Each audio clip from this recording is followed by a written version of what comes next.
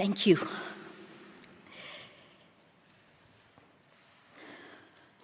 Your Majesties, Your Royal Highnesses, distinguished members of the Norwegian Nobel Committee, Your Excellencies, distinguished guests, ladies and gentlemen, I stand before you a representative of every journalist around the world who is forced to sacrifice so much to hold the line, to stay true to our values and mission, to bring you the truth and hold power to account. I remember the brutal dismemberment of Jamal Khashoggi, the assassination of Daphne Caruana Galizia in Malta, my friend Luz Mely Reyes in Venezuela, Roman Protasevich in Belarus, whose plane was literally hijacked so he could be arrested, Jimmy Lai languishing in a Hong Kong prison, Sunny Shui, who after getting out of more than 7 years in jail, started another news group and now is forced to flee Myanmar. And in my own country, 23-year-old Frenchie May Cumpio, still in prison after nearly 2 years, and just 36 hours ago, the news that my former colleague, Jess Malabanan, was killed with a bullet to his head. There are so many to thank for keeping us safer and working. The Hold the Line coalition of more than 80 global groups defending press freedom and the human rights groups that help us shine the light. There are costs for you as well. At least 63 lawyers, more lawyers have been killed than journalists in the Philippines. At least 63 compared to the 22 journalists murdered after President Rodrigo Duterte took office in 2016. Since then, Karapatan, a member of our Courage On Human Rights Coalition, has had 16 people killed, and Senator Laila de Lima, because she demanded accountability, is serving her 5th year in jail. Or ABS-CBN, our largest broadcaster, a newsroom that I once led, which last year lost its franchise to operate. I helped create a startup, Rappler, turning 10 years old in January. We're getting old.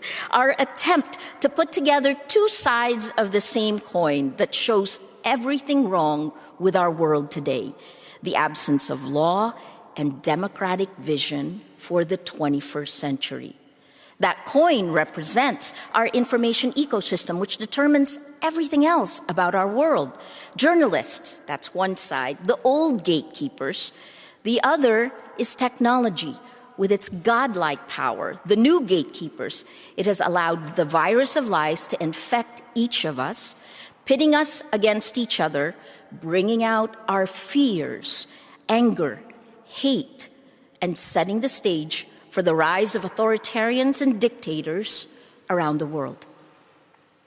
Our greatest need today is to transform that hate and violence, the toxic sludge that's coursing through our information ecosystem, prioritized by American internet companies that make more money by spreading that hate and triggering the worst in us. Okay, well, that just means we have to work harder. You know, in order to be the good, we have to believe there is good in the world. Right? An old t-shirt from Rappler from 2014. I've been a journalist for more than 35 years. I've worked in conflict zones and war zones in Asia, reported on hundreds of disasters. And while I've seen so much bad, I've also documented so much good when people who have nothing offer you what they have. Part of how we at Rappler have survived the last 5 years of government attacks is because of the kindness of strangers. And the reason they help, despite the danger, is because they want to, with little expectation of anything in return. This is the best of who we are, the part of our humanity that makes miracles happen. This is what we lose in a world of fear and violence. You've heard that the last time a working journalist was given this award was in 1936, awarded in 1935. He was supposed to come and get it in 1936. Karl von Ossietzky never made it to Oslo because he languished in a Nazi concentration camp. So we're here. Hopefully a little bit ahead, we are both here. By giving this to journalists today, thank you, the Nobel Committee is signaling a similar historical moment, another existential point for democracy. Dimitri and I are lucky because we can speak to you now. Yay for court approvals. But there are so many more journalists persecuted in the shadows with neither exposure nor support, and governments are doubling down with impunity. The accelerant is technology, when creative destruction takes new meaning. You've heard from David, we are standing on the rubble of the world that was, and we must have the foresight and courage to imagine what might happen if we don't act now, and instead, please, create the world as it should be, more compassionate, more equal, more sustainable. To do that, please ask yourself the same question we at Rappler had to confront 5 years ago. What are you willing to sacrifice for the truth? I'll tell you how I lived my way into the answer in 3 points. First, my context and how these attacks shaped me. Second, by the problem we all face. And finally, finding the solution, because we must. In less than 2 years, the Philippine government filed 10 arrest warrants against me. I've had to post bail 10 times just to do my job. Last year, I and a former colleague were convicted of cyber libel for a story we published 8 years earlier at a time the law we allegedly violated didn't even exist. All told, the charges I faced could send me to jail for about 100 years. But the more I was attacked for my journalism, the more resolute I became. I had firsthand evidence of abuse of power. What was meant to intimidate me and Rappler only strengthened us. At the core of journalism is a code of honor, and mine is layered on different worlds, from how I grew up, the golden rule, what's right and wrong, from college and the honor code I learned there, and my time as a reporter, and the code of standards and ethics I learned and helped write. Add to that the Filipino idea of utang na loob, literally the debt from within. At its best, it's a system of paying it forward. Truth and ethical honor intersected like an arrow into this moment where hate, lies, and divisiveness thrive. As only the 18th woman to receive this prize, I need to tell you how gendered disinformation is a new threat and is taking a significant toll on the mental health and physical safety of women, girls, trans, and LGBTQ people all around the world. Women journalists are at the epicenter of risk. This pandemic of misogyny and hatred needs to be tackled now. Even there, though, we can find strength. After all, you don't really know who you are until you're forced to fight for it. Now, let me pull out so we're clear about the problem we all face and how we got here. The attacks against us in Rappler began 5 years ago when we demanded an end to impunity on 2 fronts: Rodrigo Duterte's drug war and Mark Zuckerberg's Facebook. Today, it has only gotten worse, and Silicon Valley's sins came home to roost in the United States on January 6th with mob violence on Capitol Hill. What happens on social media doesn't stay on social media. Online violence is real-world violence. Social media is a deadly game for power and money, what Shoshana Zuboff calls surveillance capitalism, extracting our private lives for outsized corporate gain, our personal experiences sucked into a database, organized by AI, then sold to the highest bidder. Highly profitable micro-targeting operations are engineered to structurally undermine human will. I've repeatedly called it a behavior modification system in which we are all Pavlov's dogs, experimented on in real time with disastrous consequences in countries like mine, Myanmar, India, Sri Lanka, so many more. These destructive corporations have siphoned money away from news organizations, and now they pose a foundational threat to markets and elections. Facebook is the world's largest distributor of news, and yet studies have shown that lies laced with anger and hate spread faster and further than facts. These American companies controlling our global information ecosystem are biased against facts, biased against journalists. They are, by design, dividing us and radicalizing us. I've said this repeatedly over the last 5 years. Without facts, you can't have truth. Without truth, you can't have trust. Without trust, we have no shared reality, no democracy, and it becomes impossible to deal with the existential problems of our times: climate, coronavirus, now the battle for truth. When I first was arrested in 2019, the officer said, "Ma'am, trabaho lang po." "Ma'am, I'm only doing my job." Then he lowered his voice to almost a whisper as he read my Miranda rights. He was really uncomfortable, and I almost felt sorry for him, except he was arresting me because I'm a journalist. This officer was a tool of power and an example of how a good man can turn evil and how great atrocities happen. Hannah Arendt wrote about the banality of evil when describing men who carried out the orders of Hitler. How career-oriented bureaucrats can act without conscience because they justify what they're doing because they're only following orders. This is how a nation and a world loses its soul. You have to know what values you're fighting for.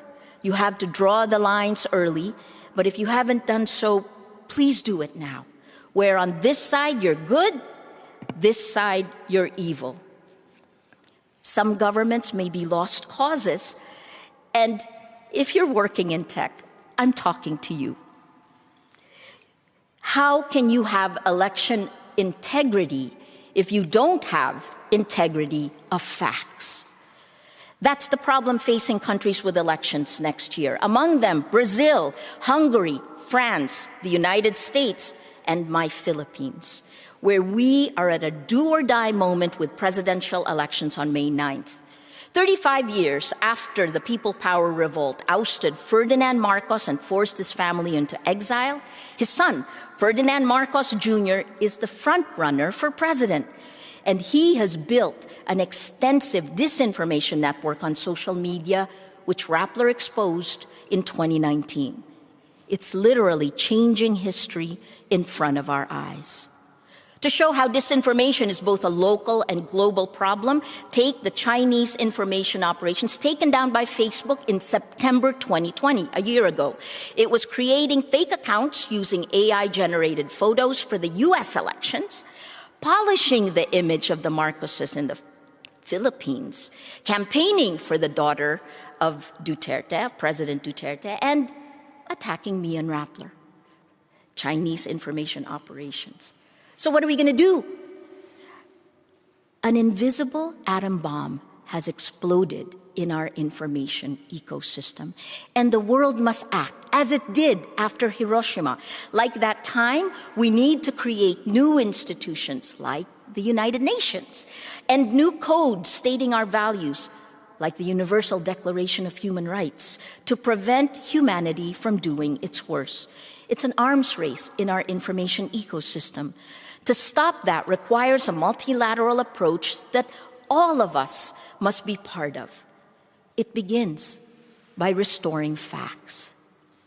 We need information ecosystems that live and die by facts.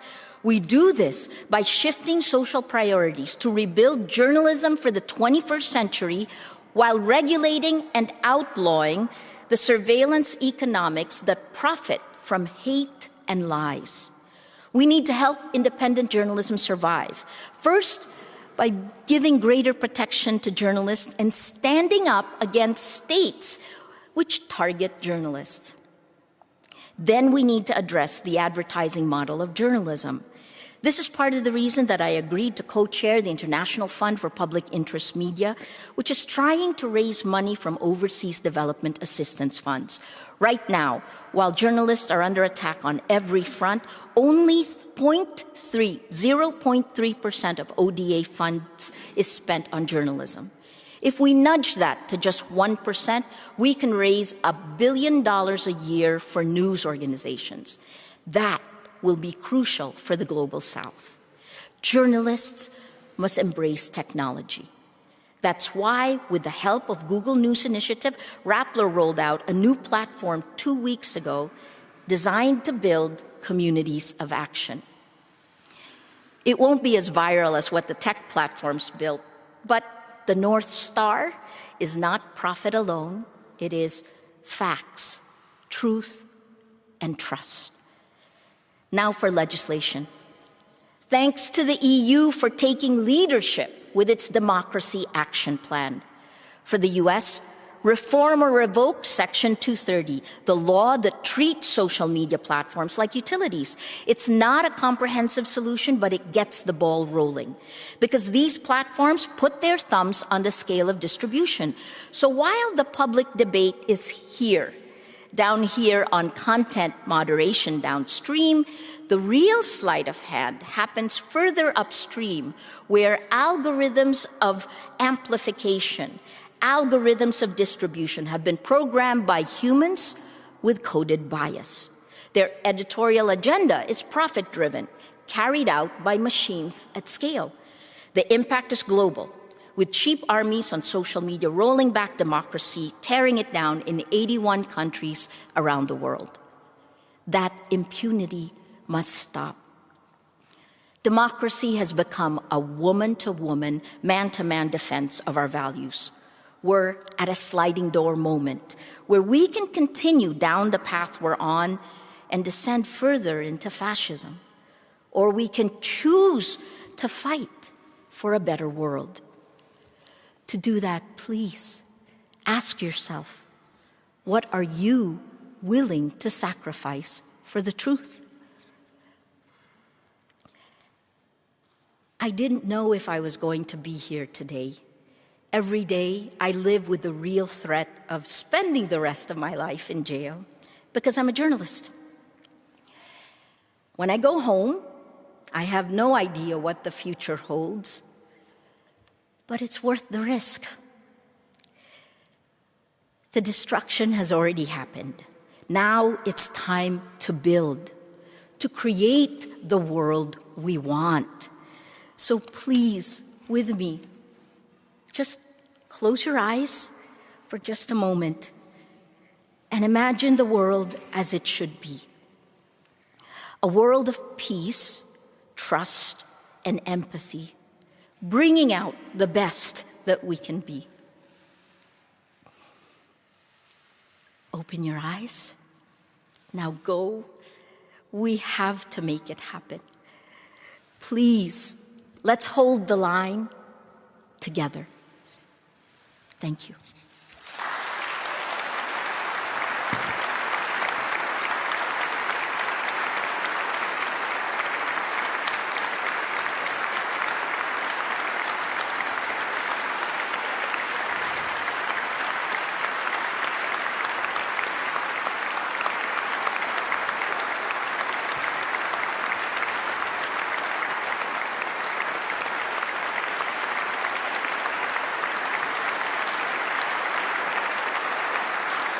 Again, a very moving speech, and then it's time for Dmitry Muratov to give his Nobel.